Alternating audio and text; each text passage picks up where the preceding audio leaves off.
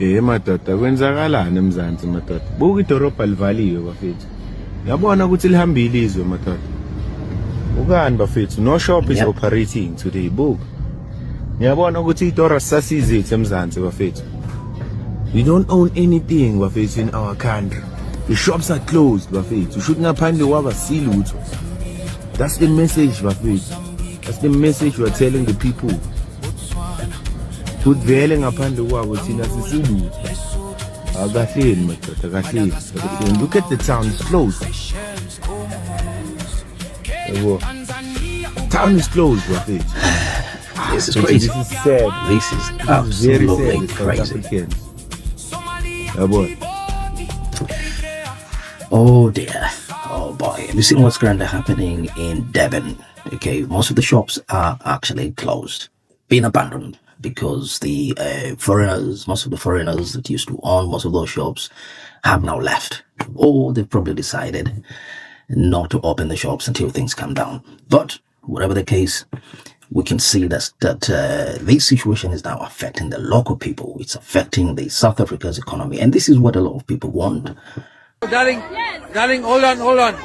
Please send a message to your president, Mr. Ramaphosa, and tell him what you just said now. Mr. Ramaphosa, hold on. Mr. Ramaphosa, you can't chase the foreigners. They are part of us. They are our people. If you chase them, we are nothing. The factories are going to be closed, and we're going to be poor.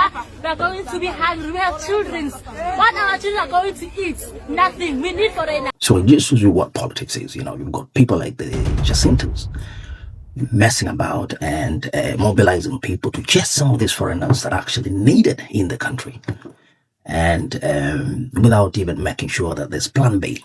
Okay, you're chasing these people, and there's a very high chance that some of these people, the locals as well, maybe even some of the South Africans, relied on jobs from these foreigners, the so-called illegal immigrants. You know, this is ridiculous. In fact, one of the Malawians, because last week there was a massive protest by the Malawians in South Africa itself, and one of them actually warned. They warned and said, you know what, we've got no qualms, we can leave South Africa, but the place is going to go down. Just take a listen to what this chap had to say about the same situation, because he knew these are the things that were going to happen. Just take a look. We are going, we will never come back, but it will go down than ever before. That's true. I tell you, we are going, we are trying to contribute some revenues, this, that, and this one. You are going to check us buying this. That one was a tax going to the government. We are going. We have accepted. We are with the Africans. But I want just to let you know that the Zulus are also in Malawi. They are doing business in Malawi. We don't hate them. We love them. Have you ever heard that one of the Zulus have ever been beaten in Malawi? So what we're seeing, this is just one street that this has actually affected, you know. But now you double down and go to each and every South African city and you tell me that the economy will not get affected. Because, you see, what builds the middle class and any economy?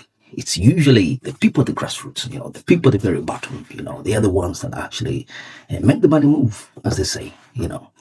It's not always about the top-down kind of success and the money trickles down. It's usually the money that comes from the bottom. You know, there's the same chap that is selling used clothes, you know, used shoes, or some jewelry, bangles, whatever you want to call them. You know, these are the people that boost any country's economy.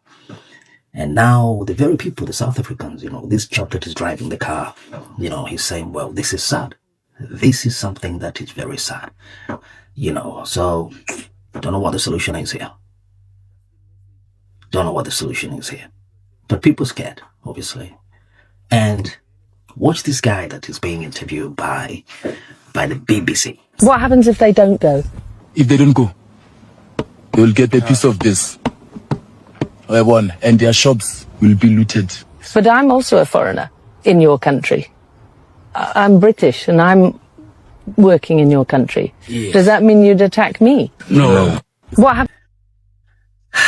That's chilling, man. You know, and you expect people to go and open their shops with that kind of behavior?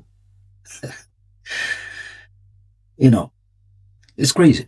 and I wish people could just live in harmony. I mean, that Malawian clearly want to say, listen, we'll go back to our countries, but just bear in mind, we've got other people. We've got Zulus, South African citizens, that are living in our countries as well.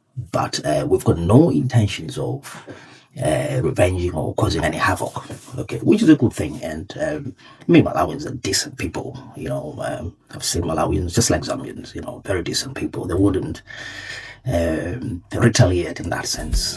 Africa, Zimbabwe, Zambia, Malawi, Mozambique, South Africa, Botswana, Namibia, Angola, Lesotho, Eswatini, Madagascar, Mauritius, Seychelles, Comoros, Kenya, Tanzania, Uganda,